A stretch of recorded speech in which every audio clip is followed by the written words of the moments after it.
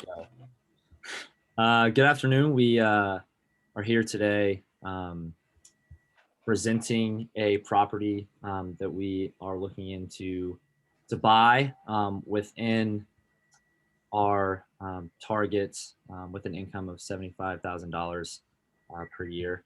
We've chosen a property in Greenville, South Carolina, located at Rio 6 Guest Street in Greenville, South Carolina. This property is listed for just under $350,000, specifically $349,000. It is a two-story property, just over 1,900 square feet. It has just been redone within the last couple of years, including granite countertops and stainless steel appliances, along with a new and improved HVAC system. The property was built in 1954. But again, has been updated since then. It has a great location, 5 minutes from downtown Greenville. So we thought that this would be a property that was very attractive for someone moving to Greenville, as they can enjoy the different restaurants and things to do in downtown Greenville. So now we're going to hear from just different mortgage analysis and how we got to our conclusion for what we'd be paying and how this fit within our $75,000 a year salary. Yeah. So of course, like Drew said, once we went through and decided on a property and decided on this one exactly, we kind of had to go through what exactly the financials would look like. So using a standard down payment of 20%, the total down payment would come out just below $70,000 for this house. This really shows how much of a big financial decision this mortgage is. Even at around $350,000, this seems like a rather affordable house, but still in our case, it's an entire year's salary. So this shows just how much thought needs to go into a serious financial decision like this and how much saving really needs to occur just to afford the down payment. Now, this chart here shows the loan is attainable in Greenville, South Carolina. If you look all the way in the bottom there, Greenville County shows that the maximum loan permitted for the single unit is $548,250. So we're well within that threshold. And once we saw that we really met those requirements, that we were allowed to purchase this house and get this mortgage, we can kind of move forward into the next step of the process. Yeah, so the next step of the process was reaching out to mortgage brokers and finding out what it would actually cost, what the rates would be. And so when I called the mortgage broker, I asked them for rates for different FICO scores and also the 15 versus 30-year rate. And the 30-year rate was a lot higher, but the monthly payments were a lot lower. And the FICO scores also affected the interest rate a lot. Yeah. All right, for the mortgage rate trends, for a 30-year fixed rate loan for the market interest rate for the past year, actually since March 2020, has been declining. For the past 6 months, we've actually experienced a slight decrease for the first 3 months between October and December of 2020. But then for the past 3 months of 2021, the market interest rate has actually been climbing again from around 2.74% to 3.08%. Market interest rates have been pretty stable for the past month or so. And the mortgage maker has told us that he believes the rates will slowly increase, but for the most part will continue to be stable. As for what impacts the mortgage interest rates, they're mainly impacted by inflation, economic growth, monetary policies, the bond market, and the housing market. So here we created a amortization schedule for the loan. This was using the 30-year loan with the very good FICO score. And so the rate that we received for that was 2.875, and then divided by 12 because we're making monthly payments. And as you can see, the chart of when your principal will exceed your interest payment, and that will happen at around period 72, so the 72nd month of the mortgage, or at the end of year 6, and your monthly payments are going to be around will be $1,161.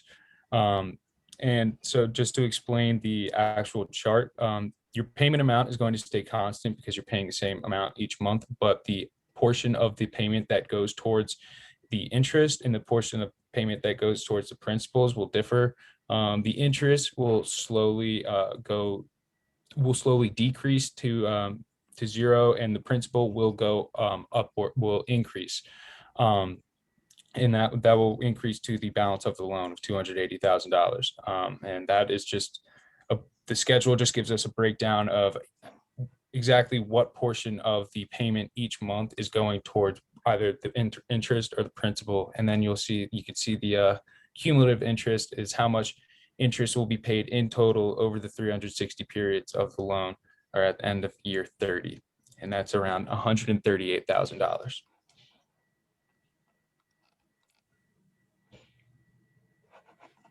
So we wanted to spend a minute and discuss the things that we've learned throughout this class specifically, but also this project. I think I can speak for all of us in saying that this class has set us up for the future and understanding how mortgages work, as well as building credit.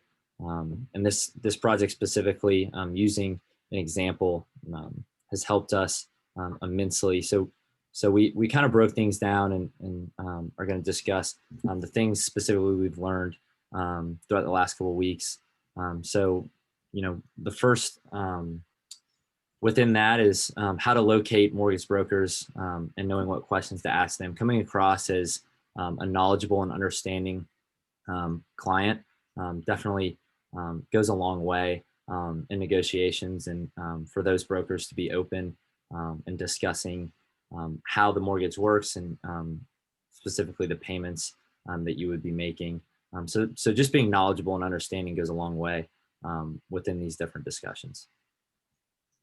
Yeah, I think we also learned just how important keeping a high credit score is. I know during the process of contacting mortgage bankers, we talked a lot to them about the different FICO scores that we could be working with.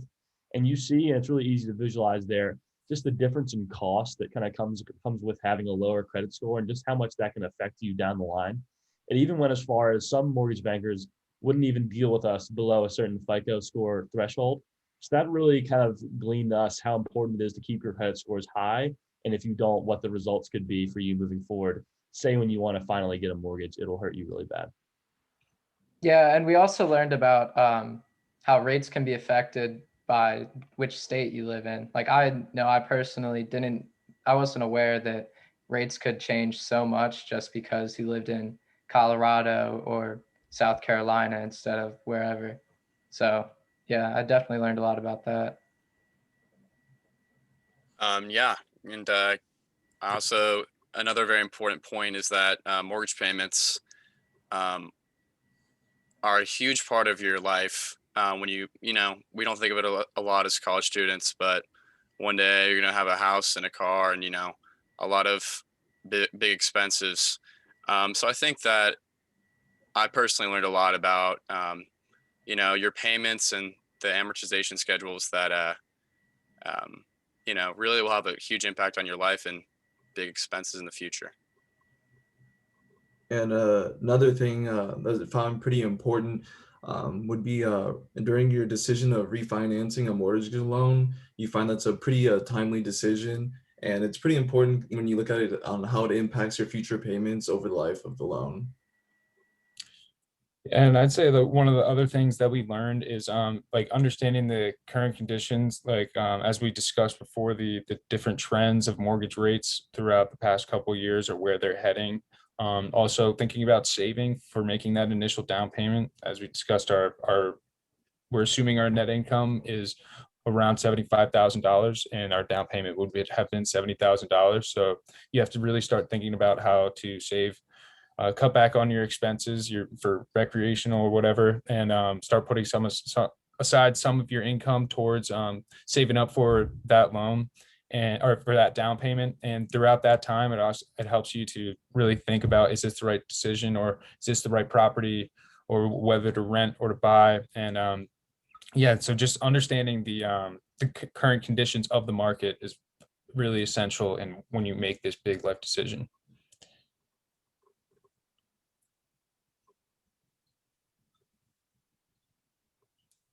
again, we appreciate you joining us and just us delving into what it looks like to have a mortgage with a net income of around $75,000 a year. Again, we've learned a lot throughout this experience, throughout this class, and specifically looking at examples. So, this is what we've learned through this project and what different rates would be and different mortgage payments. So we appreciate your time and tuning in with us as we found a property in Greenville and looked into what it would look like to be a homeowner.